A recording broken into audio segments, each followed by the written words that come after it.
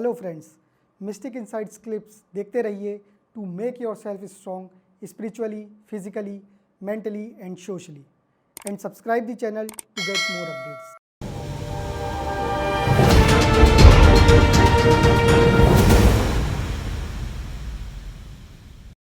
Parliament में जया भादुड़ी जी खूब जोर जोर से बरसने लग गई उनके ऊपर और अपनी मेड की बात शुरू कर दी उन्होंने। अच्छा, अब शर्म करनी चाहिए जया भादुड़ी को भी कि अपनी मेड की बात वहां पार्लियामेंट में एक मेड की बात कर रही है। यहाँ 498 95% इसका मिसयूज है। ये सब कुछ सुप्रीम कोर्ट कह चुका है और सुप्रीम कोर्ट ने इसके ऊपर बार बार चिंता जताई है और उसके बावजूद आप उसको 498 ही डिस्कस कर रहे थे। किरण रिजिजू जी, क्योंकि मैंने सभी लॉ मिनिस्टर्स को मिला है, सदानंद गौड़ा, रविशंकर जी, किरण रिजिजू जी, अभी मेघवाल जी, सभी को मिला है और सबको ग्राउंड रियलिटी से अवगत कराया है। यहाँ तक कि प्रधानमंत्री जी को, मोदी जी को भी मुलाकात करी, उनको भी अवगत कराया इस पूरे मुद्दे से। तो मैंने जब उनको कहा तो उन्होंने मेरे कहने पर इस बात को उठाया पार्लियामेंट में, लेकिन उनको इतना जया भादुड़ी ने बोलने ही नहीं दिया। पुरुष तो पार्लियामेंट में भी बोल नहीं सकता। अभी अपने हाल में देखा होगा धनखड़ जी क्या लिखा था। धनखड़ जी ने कहा जया भादुड़ी अमिताभ बच्चन से उनका नाम जोड़ा था, तो उन्होंने बोला कि अमिताभ बच्चन से मेरा नाम क्यों जोड़ दिया, उनकी तो कोई आइडेंटिटी नहीं है। और उन्होंने कितना धोया था धनखड़ जी को। मैं तो देख के हैरान हो गई थी कि धनखड़ जी ने तो उन्हें आदर सत्कार ही दिया था, रिस्पेक्ट ही दी थी, और उन्होंने इतनी बदतमीजी से बात करी। वो बड़ी क्लिप वायरल भी हुई थी जी। जया भादुड़ी का अस्तित्व, या कोई भी दुनिया में जया भादुड़ी को जानता है तो अमिताभ जी के द्वारा ही जानता है कि वो उनकी पत्नी, उन्होंने ऐसी उनकी कोई क्रेडिबिलिटी नहीं है। मेरा तो ऐसा मानना है, उनकी ऐसी कोई इतनी कोई बहुत बड़ी छवि नहीं थी। आज भी महानायक अमिताभ बच्चन जी ही हैं और वही सारी जिंदगी वही महानायक रहेंगे। तो अगर उनको ऐसे एड्रेस कर दिया गया, और वो उनके पति ही तो हैं, उन्हें बुरा किस चीज का लगा? क्या उनका रिश्ता इतना खोखला है? क्या पति पत्नी का रिश्ता इतना खोखला है कि उनको उनके नाम से बुलाया भी जाना उनके लिए इतना चिंताजनक हो गया कि उन्होंने इतनी बुरी तरीके से रिटेलिएट कर दिया? उन्हें मिर्ची कहाँ लगी? आज मुझे मेरे पति के नाम से बुलाया जाए, मुझे तो कोई दिक्कत नहीं है। अपने स्वाभिमान को जिंदा रखना है, लेकिन अपने पति को जलील नहीं करना। और पार्लियामेंट में अक्सर जो बातें होती हैं, वो हर गलियारों में वो वीडियोस चलती हैं। वो वीडियोस जो हैं वो इंटरनेशनल लेवल पे जाके भी देखी जाती हैं। तो अपनी छवि ना धूमिल करे, भारत की छवि ना धूमिल करे। पार्लियामेंट एक ऐसा स्थल है जहां पे कानून बनते हैं, जहां पे इनजस्टिस किसी के साथ भी ना हो, इसके नारे लगाए जाते हैं। तो अगर मेरे पुरुष भाइयों के साथ इनजस्टिस हो रहा है तो ये भी तो गलत है। अगर महिलाओं के साथ जब इनजस्टिस होता है, निर्भया का कांड ले लीजिए, तो मेरे जो सारे पुरुष भाई हैं वो बाहर निकलते हैं, इस पे अपनी आवाज उठाते हैं। जब कैंडल मार्च हो रहा होता है तो उससे 80% पुरुष होते हैं। आप किसी भी उसको उठा के देख लीजिए, उसमें 80% पुरुष होते हैं उन प्रोटेस्ट्स में। लेकिन जब भी पुरुष के साथ कुछ गलत होता है, कितनी महिलाएं आ गई, कितने प्रोटेस्ट हो गए, क्या हो गया?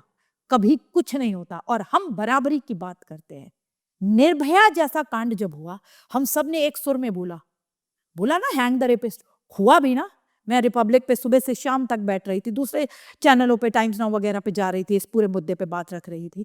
हैंग द रेपिस्ट होता है ना, पहले दिन से चालू कर देते हो। तो जो फॉल्स अक्यूजर है, जिसने फॉल्स अक्यूजेशन लगाया एक परिवार के ऊपर, तो उस पूरे परिवार का बलात्कार हुआ। आप ये क्यों नहीं कहते? मैं तो कहती हूँ, मेरे साथ बोलो, hang the false accuser. 2-4 false accusers को हैंग कर दो, आप देखो बदलाव आ जाएगा। जब मैं सुषमा जी को मिलने गई थी तो मैंने उन्हें बोला था कि मैडम 498 का, बहुत पहले गई थी जब यूपी की सरकार थी, तब 498 का बहुत दुरुपयोग हो रहा है मैडम, बहुत दुरुपयोग हो रहा है, कुछ करिए मैडम। उन्होंने बोला जब हमारी सरकार आएगी ना, हम इसे हटा देंगे। दोबारा गई, सर मैडम आपने हटाया नहीं, आपकी सरकार आ गई, आपने इसे हटाया नहीं। आप मैडम छोड़ दीजिए हटाने को। स्क्रैप 498 एक वकालत करने गई थी मैं उनके सामने, मैंने कहा मैडम रहने दीजिए, हटाते नहीं है, ये महिलाओं के काम आ रहा है, बहुत अच्छी चीज़ है, रखते हैं, लेकिन एक मिसयूज क्लॉज डाल दीजिए कि जिससे कि कोई भी इसे मिसयूज करे तो उसे जेल में डाल दिया जाए, जो इसे मिसयूज करे उसको भी उतनी बड़ी सजा मिलनी चाहिए। आज तक वो भी नहीं डल पाया, आज तक नहीं डल पाया। कोर्ट ने ये संज्ञान जरूर ले लिया कि 95% मिसयूज हो रहा है। अभी तो सरकार ने भी इसके ऊपर बातचीत करी थी कि चिंता जताई थी, तो चिंता जताते रहिए, बस बंद कमरों में बैठ के थोड़ी बहुत चिंता जता लीजिए, मेरे साथ भी तो जता आखिर लेते ये हैं। चीज़ें अप्लाई क्यों नहीं हो पा रही? क्या लगता है, आप इतने लोग से मिलते हो, आप मिनिस्टर से मिलते हो, अलग अलग लोगों से मिलते हो, तो फिर अप्लाई करने में दिक्कत कहाँ आ रही, कौन रोक रहा है? Rat race of woman appeasement, rat race of woman appeasement के चक्कर में हम मार रहे हैं पुरुषों को, मरने दे रहे हैं, हमें उनकी पीड़ा नहीं दिख रही, उनकी पीड़ा, उनकी सफरिंग, यहाँ तक कि जो वो देश की धरोहर है, जो हमारे देश की जीडीपी के लिए काम कर रहे हैं, 80% पुरुष हैं उसमें जो जीडीपी के लिए काम कर रहे हैं, उनके बारे में हम कुछ सोच ही नहीं रहे हैं। यहाँ तक कि जो बेचारे ये जो पढ़े लिखे, अच्छा आपको पता है मर कौन रहा है? डॉक्टर, इंजीनियर, सबका नंबर आएगा, हर प्रोफेशन में, सोल्जर, जो पॉलिटिशियन है वो मर नहीं रहा, उसके पास तो रुतबा है, पावर है, वो तो बच जाता है, लेकिन जो कॉमन पर्सन है इस देश का मर वो रहा है। लेकिन जिसके पास पैसा है, वो रिक्शे वाले के पास के ऊपर नहीं लगता ये सब आरोप फर्जी, बस पैसा ही नहीं है, वो क्या देगा? पैसा जिसके पास है आरोप उसी पे लगता है। तो जो लड़के जो बहुत ज्यादा लायक हैं, चाहे वो एआई इंजीनियर हो, चाहे वो दूसरे डॉक्टर हो, बड़े बड़े साइंटिस्ट आते हैं मेरे पास, अच्छा, साइंटिस्ट, उनके ऊपर आरोप लगे हुए हैं, उनकी बहनें इतना रोती हैं। एक लड़की आई थी पटना से मेरे पास मिलने आई थी, उसके ऊपर, वो उसका भाई साइंटिस्ट था, उसके पूरे पूरे परिवार के आरोप था, वो पूरा परिवार घर छोड़ के भाग गया था। मैंने उन्हें समझाया भागने से कुछ नहीं होगा, आपको डेट जाइए, सब कुछ अटेंड, मैंने पूरे तरीके से समझाया। एक और लड़की का केस था, वो भी पटना से ही है, जिसने कहा कि सोनी टीवी ने, मतलब वो लड़के की बहन थी। अब सोनी टीवी में आपको पता है वो एक करते हैं ना, अमिताभ जी के साथ एक प्रोग्राम करते हैं, क्या नाम है उस प्रोग्राम का जो अमिताभ जी करते हैं, जिसमें क्वेश्चंस पूछते हैं, कौन बनेगा करोड़पति, उसमें उन्होंने क्वालिफाई कर लिया था। आप सोचिए कितने लाखों लोग उसमें पार्टिसिपेट करते हैं, फिर क्वालिफाई करते हैं। तो उनको एक कॉल आया सोनी टीवी से और उनको कहा गया कि आप सिलेक्ट हो गई हैं।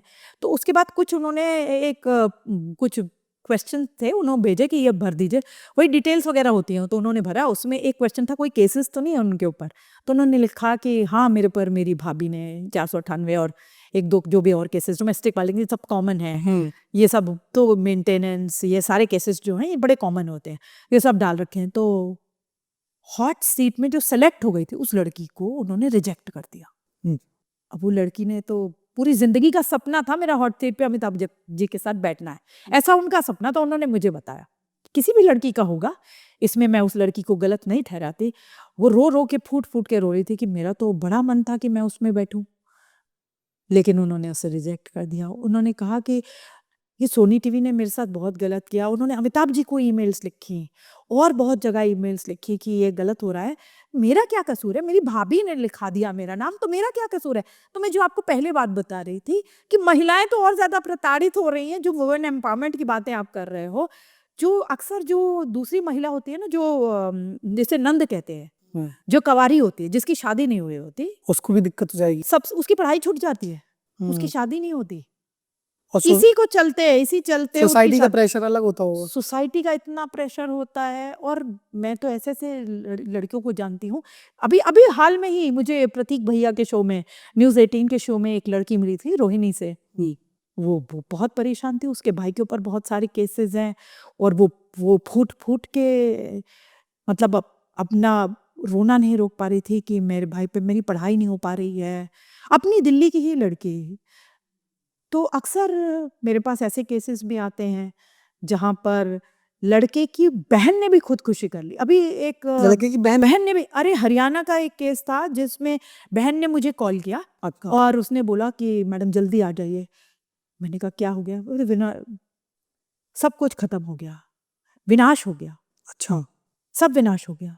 मैं समझ नहीं पाई, रो रो के बुरा हाल था।